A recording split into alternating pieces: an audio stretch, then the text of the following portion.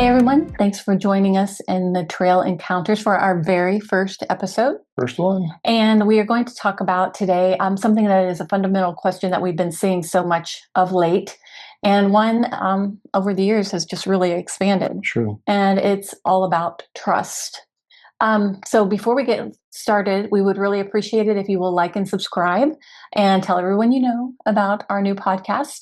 And first of all, Frank, what is your thoughts on trust? Yeah, so we've been hearing a phrase that was used a lot in the last few years, and that was trust the science. And well, first off, we'll get to that in a future episode about that particular phrase, trust the science. But for today, this idea of trust. And with AI going around today and different images and videos and stuff like that, trust has become a much bigger issue than it has maybe in the past. Trust is something that's a difficult question to answer, but it's important because who we trust and how we trust kind of frames how we see the world in many ways. So it even frames how we make decisions, and if those are going to be good decisions, and then that in turn shapes our relationships as well. It does. So if we're going to be talking about the Bible, maybe the place to start is the Bible trustworthy? If what we have and what we read today, is that reliable? We've heard questions about the accuracy of translations. And I mean, even recently we saw people saying, hey, there's stuff missing from the Bible. Right, missing verses. Missing verses, yeah. And so if you buy a Bible and you start reading it, how do we know that this is, maybe a good version, or if it's trustworthy to learn? Because we're talking about living our lives with God. Don't we want to have the most reliable source? Yeah, that's a great question. And again, I've heard those same things too. People have emailed me and said, hey, this verse is missing from Matthew or stuff like that. So let's just start back with what is the Bible and kind of start there. Okay. The word Bible simply means book. And so when we talk about the Bible, we're talking about one of the most unique documents that we have anywhere. It's a powerful document, and in it, we believe that God reveals himself in new and unique ways. And in fact, the Bible's been the center of faith and practice for over 2,000 years, especially the New Testament in particular. So, like you said, people have come up with this question is, can I trust the Bible? How do I know I've got an accurate Bible? Or they'll say, isn't this just a book of stories? And how do we know that the people who wrote it are telling the truth? So today, let's just look at the New Testament. Okay. Mostly because of time constraints. We could look at the Hebrew Bible, Old Testament. In fact, let me just say here, I rarely call the Old Testament the Old Testament. Mm-hmm. It's not old in that sense. It's still very meaningful. And so I usually call it the Hebrew Bible. So if I refer to that going forward, that's why. But again, today we're going to focus on the New Testament in particular. And so the first question when you get to the New Testament is, how do we know that the documents that we have in our hands today are trustworthy? And so we're going to take a more of a scientific approach to it and look at, okay, you've got this book, and how do you know that we have what the original authors wrote? Right. Well, what are we talking about? There was manuscripts, oral traditions. The printing press wasn't even invented till the Middle Ages. Middle Ages, yeah. And so before that, everything was written by hand, from what I understand, like papyrus or something like that. And they degraded and they wore out. So what's next? So yeah, typically, remember that when Jesus rose from the dead, a lot of the early Christians thought he'd be back in their lifetime. And so they began to write things down as letters. And then those turned into the Gospels, or different stories turned into the Gospels, I should say. So those, like you said, those manuscripts wore out. In fact, we're going to show an image here of Codex Sinaiticus, which is one of the oldest copies of the New Testament. It was discovered in the 19th century in St. Catherine's Monastery in Egypt. And it was then stolen by a Russian czar eventually. But those czars. Yeah.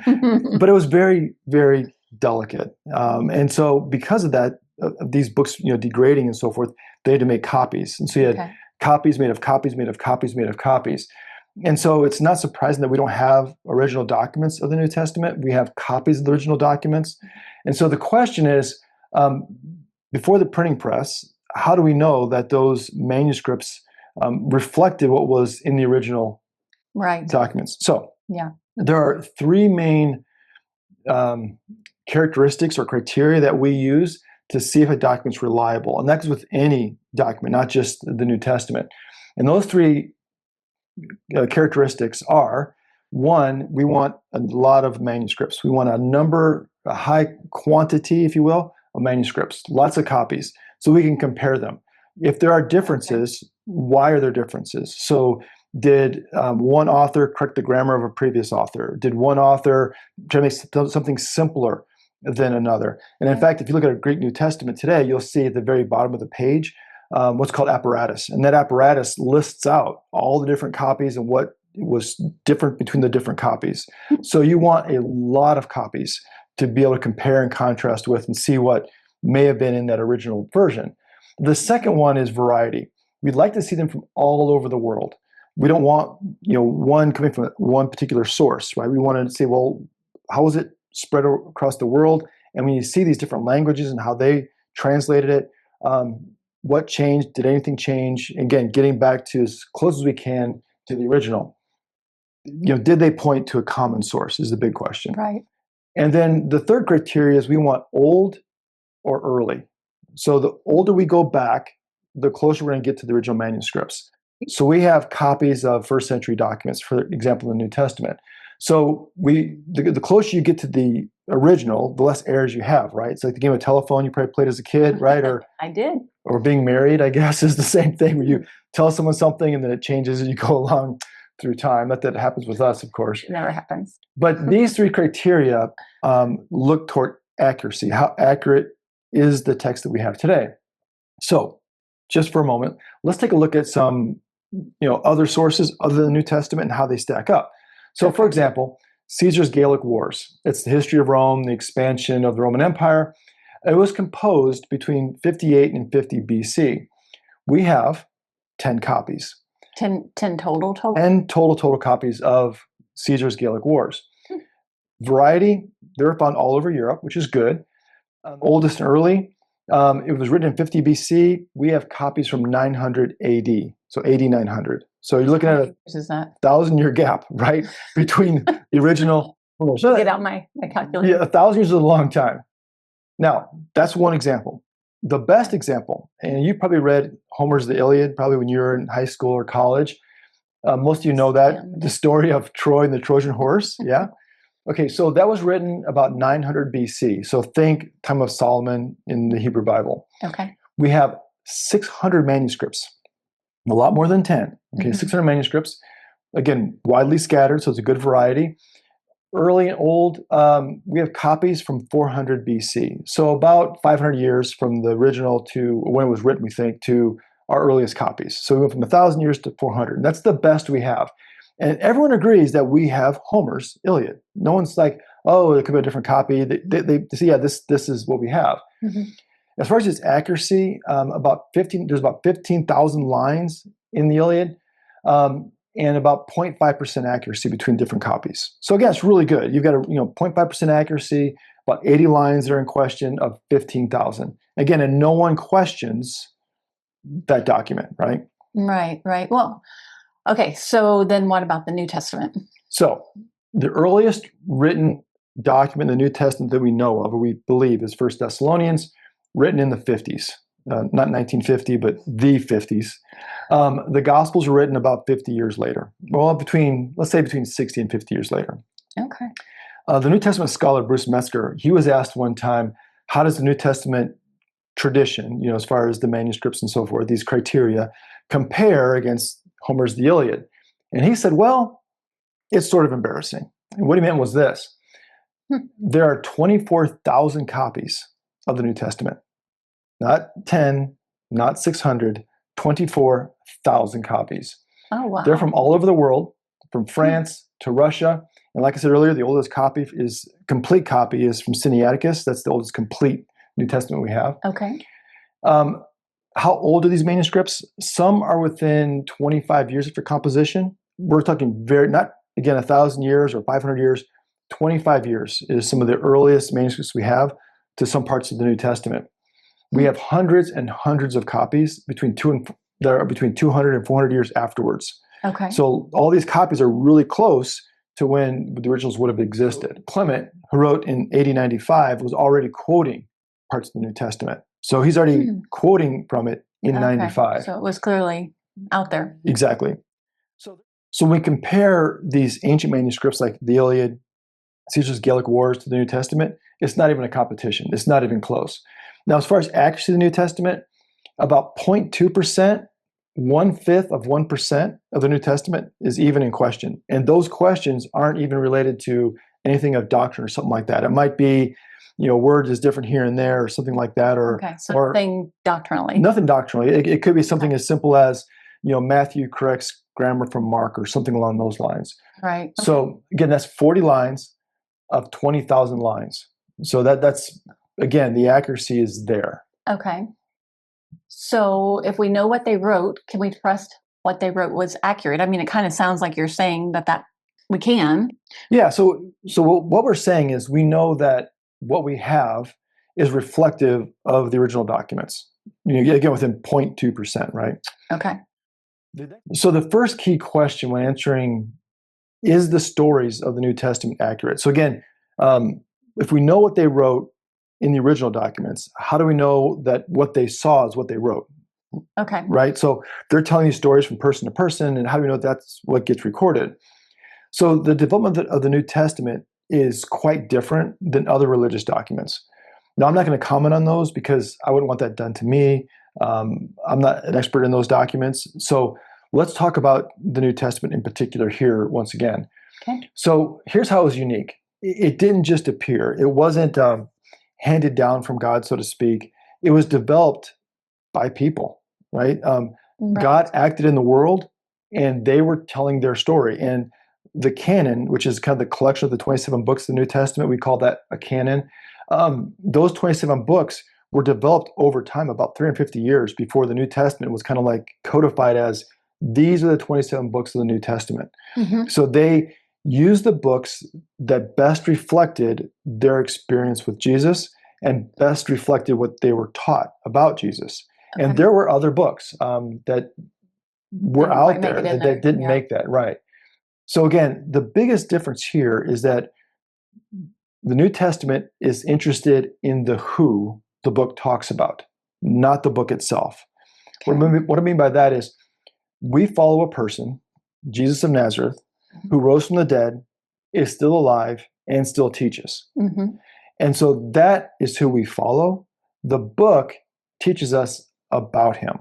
And so our faith is in him, not in the book. There's an old nursery rhyme or old little kids chorus that Jesus loves me, this I know, for the Bible tells me so. Right. Well, yes and no. I mean, yes, we use the Bible and it does teach us that.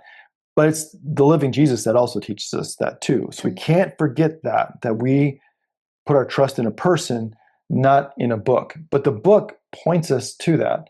Right. And so again, it was developed over time. And part of that is that the eyewitnesses were still alive when these were being written down. That's really, really important. Right. So you can just go ask them, right? Exactly. So take, for example, in Luke verses 1-4. Since many have undertaken to set down an orderly account of the events that have been fulfilled among us, just as they were handed on to us by those who from the beginning were eyewitnesses and servants of the word, I too decided, after investigating everything carefully from the very first, to write an orderly account for you, most excellent Theophilus, so that you may know the truth concerning these things about which you have been instructed. So Luke, it says, in the very beginning of his gospel, says, I went back and I researched things. I went and asked people, I talked to them. So what he writes down have witnesses to what he wrote down. So we see that even for the earliest writers, that was really important, that they got it right in what they wrote. Also, 2 Peter chapter 1 says this, for we did not follow cleverly devised myths when we made known to you the power and coming of our Lord Jesus Christ, but we have been eyewitnesses to his majesty. So again, here he says eyewitnesses, plural. So here in this letter from Peter, he's like, look, there are people who saw this, and so that's what we're telling you, what they saw. So those who saw it can check what Peter wrote, or what Luke wrote in this case. Now, my favorite, Stacy, is from 1 Corinthians, because here we have one of the earliest summaries of what the earliest Christians believed. And Paul writes this to the church at Corinth. For I handed on to you as of first importance what I in turn had received, that Christ Jesus died for our sins in accordance with the scriptures, and that he was buried, and that he was raised on the third day in accordance with the scriptures, and that he appeared to Cephas, which is Peter, and then the 12.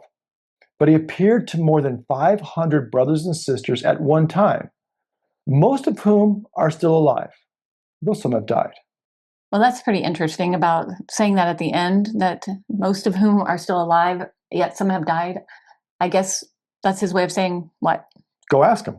That's part of what he's saying is most of them have died, but there's some who are still alive. If you don't believe what I'm saying, go ask them. Okay. So again, these letters that we have and the Gospels themselves, they encourage people to go ask and to see if what I'm saying is true.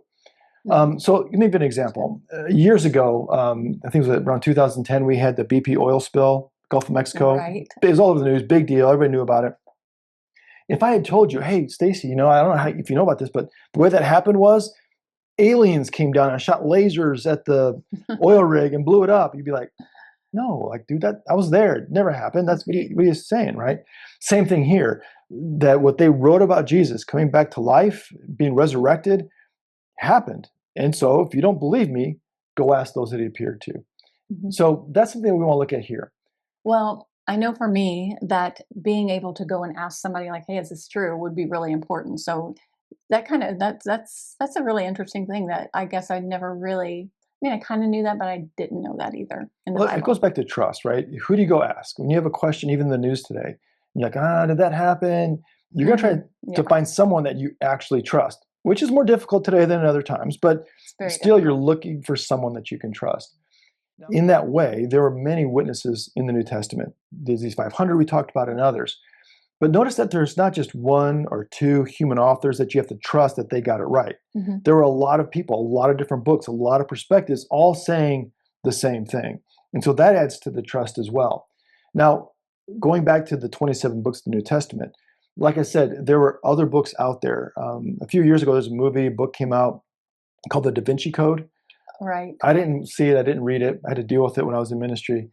But one of the things it raised was, there's these books like the Gospel of Thomas that they're hidden for all these years.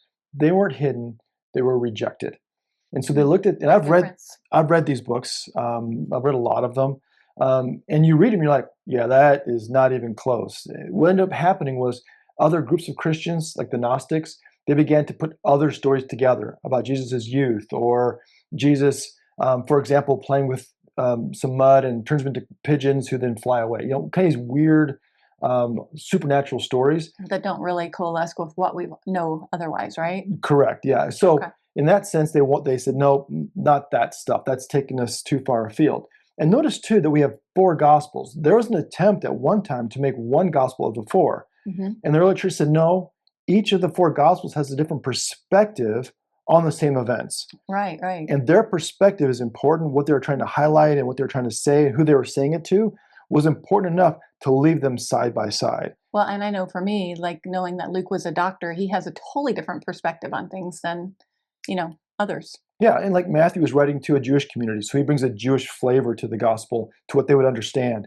And then John's writing to a more Gentile community. Maybe there's some debate there, but he uses a lot of philosophy and stuff in his gospel. So again, there's a different purpose to each gospel, and they said, let's put those side by side. They're pointing to the same thing, but from a different way. Right, exactly. So again, we have these different viewpoints and things, and that's really important.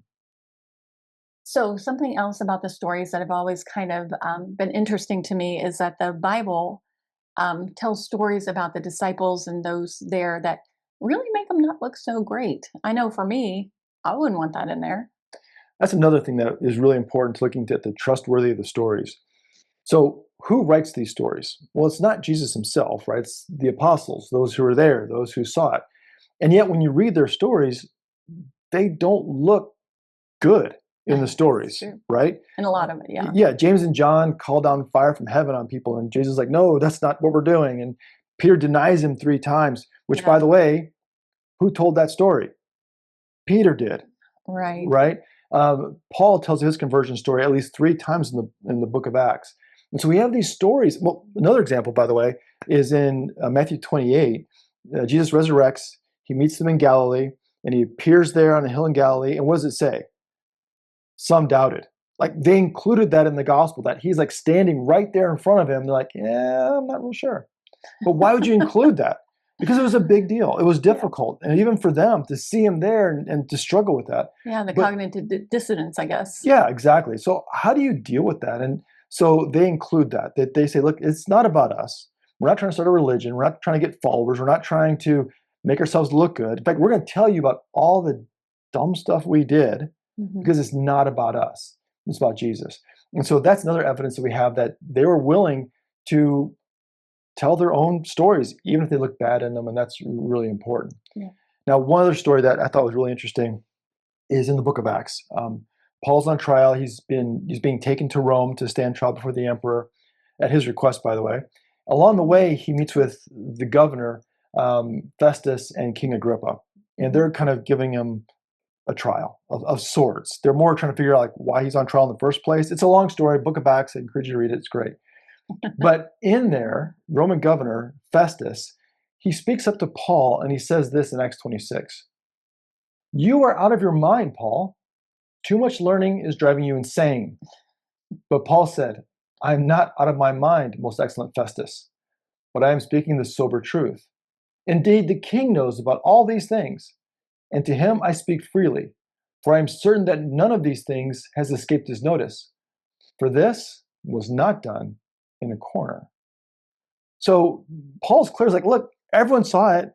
You got to deal with it. Like, this wasn't a hidden thing. He was crucified outside Jerusalem, rose from the dead, and everyone's aware of this. You can't hide from it. Even the king knew about it. And so they were living out this truth of Jesus. And again, it wasn't some hidden mystery or something that they were given secretly or a book that was handed down to them secretly. It was done kind of in public and for everyone to see it. Right, right.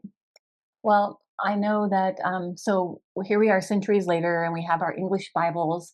And the real question today for a lot of people is, does God still speak through this book with us? And you know this, when I first started my journey of faith, this was one of the big questions that kind of got me started. It's a question that I think about a lot in our culture today that we're seeing being asked, that now you've got these English translations and lots and lots and lots of them, Right. more coming all the time. This question got asked of me when I was teaching at Atlanta Christian College. And I put together, we're going to show you here on the screen, a little chart that I put together that helps me. I'm not saying that this is the end all be all or anything like that, but it does help me. And here's how I answer the question. So I hope this is helpful for you too. So first off, we start off with the idea of inspiration. So when Jesus comes to the earth, when Moses gets the 10 Commandments, when Lazarus is resurrected, we say these events are inspired.